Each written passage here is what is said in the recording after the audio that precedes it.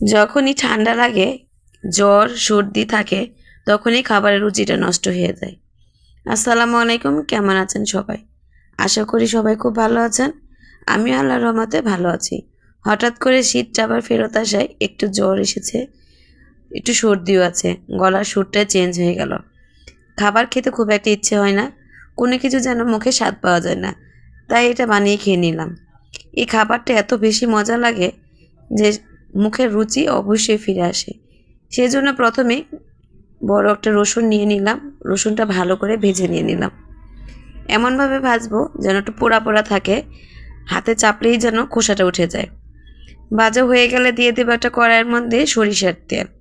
আর সরিষার তেলটা যখন গরম হয়ে বুড়বুড় করে উঠবে, তখন দিয়ে দেব কালো জিরা।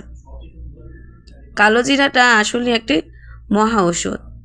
এটা সবাই জানি আমরা যে এটা সমস্ত রোগেরই ঔষধ, একমাত্র মৃত্যু ছাড়া। এটা ভাজা হয়ে গেলে উঠিয়ে রেখে দিয়ে দেব। আর আসলে এই সরিষার তেলটা একেবারে খাঁটি, সেজন্য কি বুদবুদ করে ফেনা উঠছে, দেখেছেন আপনারা। এখন ঝাল অনুযায়ী শুকনা মরিচের মধ্যে সামান্য একটু লবণ দিয়ে ভালো করে বেটে নিব। বাটা হয়ে গেলে দিয়ে দিব সেই রসুন ভাজাটা। রসুন ভাজাটা ছিল যেহেতু একেবারে নরম হয়ে গেছে, ভাজতে ভাজতে একটা পোড়া পোড়া স্মেলও আসবে। একবারে নরম, হালকা করে বাটলে এটা মিশে যাবে। রসুন বাটা অবশ্য কাঁচা ভর্তা আমি খেতে ভালোবাসি। সামান্য কাঁচা রসুনের সাথে সামান্য একটু মরিচ দিলে একটা ঝাল পরিমাণ অনুযায়ী সেটা কিন্তু খেতে খুব বেশি ভালো লাগে। আমি এখানে ভাজা রসুন দিয়ে ভালো করে এটা বেটে নিয়ে নিব। খুব ভালো করে বেটে নিয়ে নিব যেন একটু না থাকে। ভালো করে পেস্ট হয়ে গেলে এটাকে রেখে দিয়ে দেব।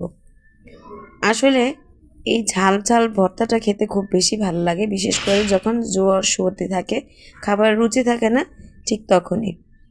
ভালো করে বাটা হয়ে গেলে তার সাথে দিয়ে দেব যে সরিষার তেল এবং কালো জিরাটা ভেজে রেখেছিলাম, সেটা তার সাথে ভালো করে দিয়ে মেখে নিয়ে নিব। যত বেশি ভালো করে বাটা যাবে এবং এটা একসাথে মাখা যাবে, তত বেশি এটার খাওয়ার টেস্টটা পড়বে। ভালো করে বাটা হয়ে গেলে ওটা একসাথে মিশিয়ে উঠিয়ে নিয়ে নিব। দেখতেই পাচ্ছেন কতটা সুন্দর হয়েছে। আর কালো জিরা ভর্তার সাথে এটা খেতে কিন্তু আরও বেশি মজা। কালো জিরাটা যেহেতু ভাজা হয়েছে সরষের তেলের সাথে, এটা কিন্তু খেতে খুবই লোভনীয় হয়েছে। খুব ঝাল, কিন্তু তারপরও মুখের রুচি ফিরে আসে এই খাবারটা। যতবারই ঠান্ডা বা সর্দি থাকে, ঠিক ততবারই এটা বানিয়ে খাই। আমার কাছে কিন্তু ঠান্ডাতে এটা খুবই ভালো লাগে, কারণ খাবারের রুচিটা যেন ফিরত আসে। এটা থাকলে আমি যেন একটু বেশি করেই ভাতটা খেতে পারি। দেখেই বুঝতে পারছেন হয়তো আপনারা।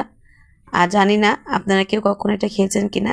যদি আমার মতো কারো এরকম জ্বর সর্দি থাকে, খাবার রুচি না থাকে, একবার ট্রাই করে দেখবেন। আশা করি খুব ভালো লাগবে। আজকে এই পর্যন্ত, সবাই ভালো থাকবেন।